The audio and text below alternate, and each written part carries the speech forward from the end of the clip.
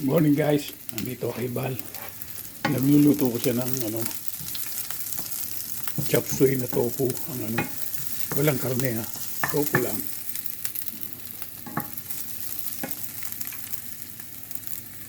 Diba, nakita nyo? Ayan mga ingredients, iniwa ko lahat.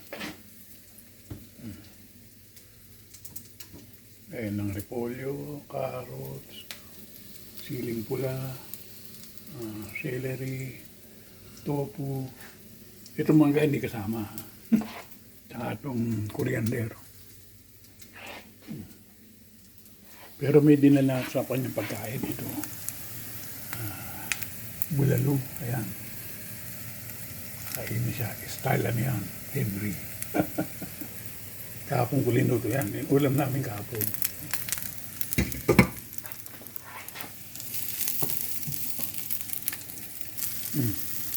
Yan. Bigay ko na yung carrots ngayon. I-divisa natin konti.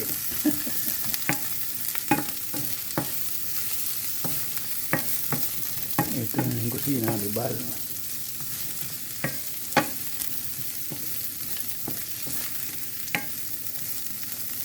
Okay.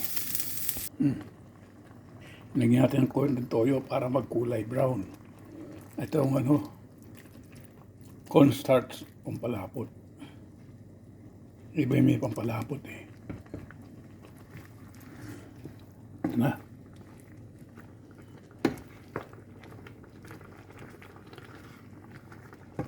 Para mag-stick siya.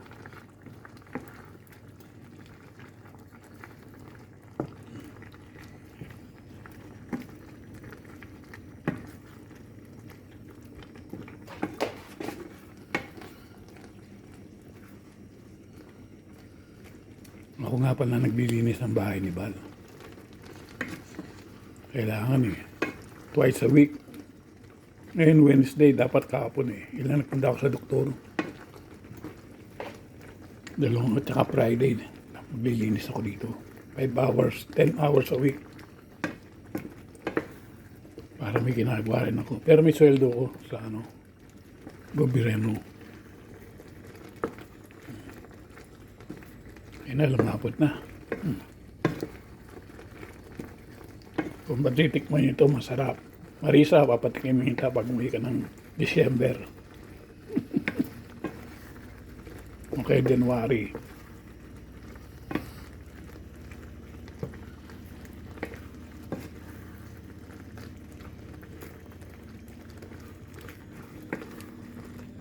Okay. Ngayon lalagyan natin ng tofu. Oh, hindi ko pala. Sandali Ngayon lalagyan natin coriander. Para may utot. Masarap.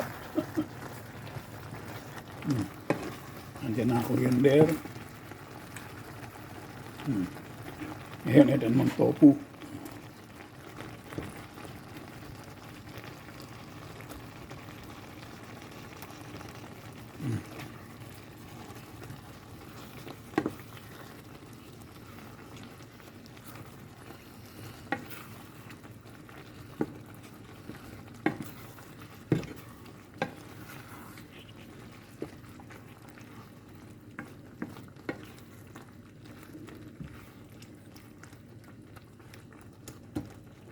Ang huling-huli itong pepper.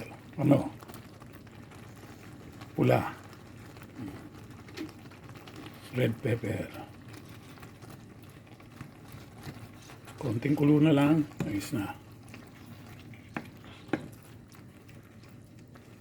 Para maganda kulay. Masarap ng pepper kahit niluto Okay guys. Ayun, kumanda na akong para sa amin. Nadaling ko. Ito galing Panggapan itong chicharon na ito. May laman.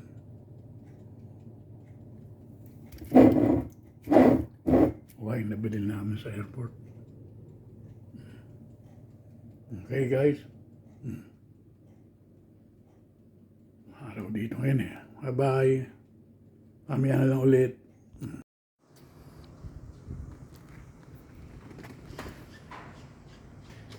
Guys, tapos na ako doon sa ano ng anak ko.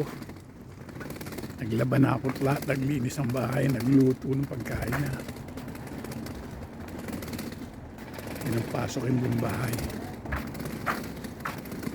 Ngayon pa uwi na ako. Maglalakad lang ako, yung magbus. Presko naman dito. Kahit may araw, presko. Hindi kahit Philippines, pawis na pawis ka eh. Eto, gising maglakad na. Okay, baliktad natin ha. Ito na tayo.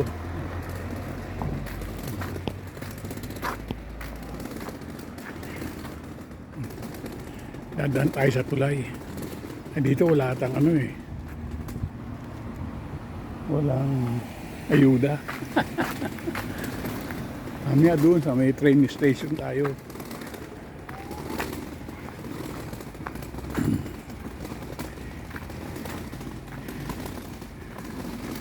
Ito drop-in daw pagpagupit.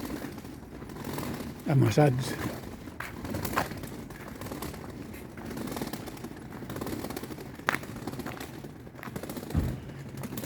Ay massage. Ayan ang gupitan, studio. All yan.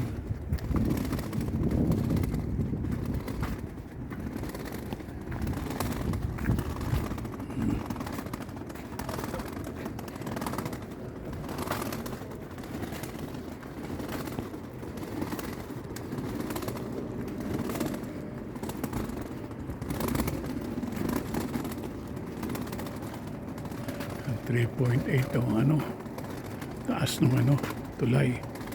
Pero dapat 6 tons lang ang pwedeng dumaan. 6 tons. Ito yung ano, tulay na ano, ginamit noong 1940 nung naggera. Ito ay dinaanan natin ng mga Aleman eh. Sa daan na to, sa ilog na to. Ang laki ng ilog, no? Pero pag winter na yan, maliit na lang yan. Kasi nga, bumaba na yung tubig sa bundok. Natunaw ang mga yelo. Ayan, mga provided ng ano, ng Norway, ng gobyerno.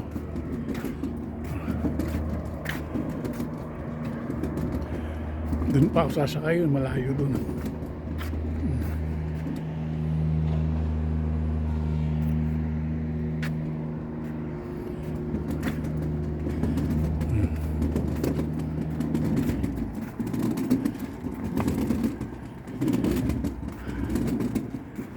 Ganda, di ba? Ay, talagang dito maayos eh. Okay guys, hanggang dito na lang ako. Susunod na lang ulit. Bye-bye.